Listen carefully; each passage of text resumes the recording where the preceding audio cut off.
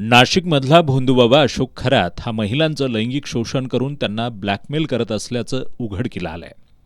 धक्कादायक बाब म्हणजे महिला आयोगाच्या अध्यक्षा रुपाली चाकणकर यांनी या भोंदूबाबाची पाद्यपूजा केल्याचा व्हिडिओ समोर आल्यानंतर राजकारणात चांगलीच खळबळ उडाली आहे.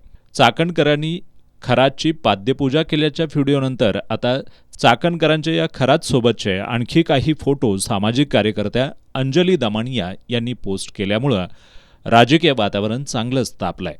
या फोटोंमध्ये रुपाली चाकणकर या खरातला केक भरवताना दिसतायत, त्याच्या पाया पडताना दिसतायत, तर भोंदूबाबा एका फोटोमध्ये चाकणकरांना केक भरवताना दिसतोय.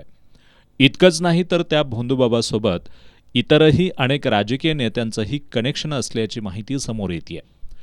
कोणत्या नेत्यांचे फोटो सोशल मीडियावर व्हायरल झालेत ते पाहूयात ग्राफिक्सच्या माध्यमातून. उपमुख्यमंत्री एकनाथ शिंदे, आमदार दीपक केसरकर, आमदार जयंत पाटील, खासदार निलेश लंके यांचे भोंदूबाबासोबतचे फोटो सोशल मीडियावर व्हायरल झालेत.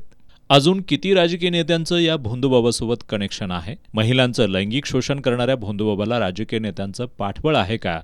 असे अनेक प्रश्न आता उपस्थित होऊ लागलेत.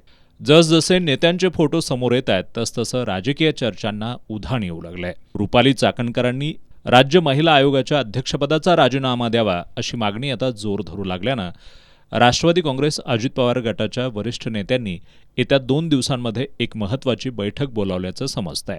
आरोपांची सत्यता आणि कायद्याच्या चौकटीत होणारी चौकशी यानंतरच राष्ट्रवादी काँग्रेसकडून चाकणकरांच्या राजीनाम्याबाबत निर्णय घेतला जाणार असल्याचं सांगितलं जात आहे. भोंदूबाबाशी राजकीय नेत्यांची जवळीक बघून अनेकांना राज्यकर्त्यांच्या समाजभानाचीच आता कीव येऊ लागली आहे.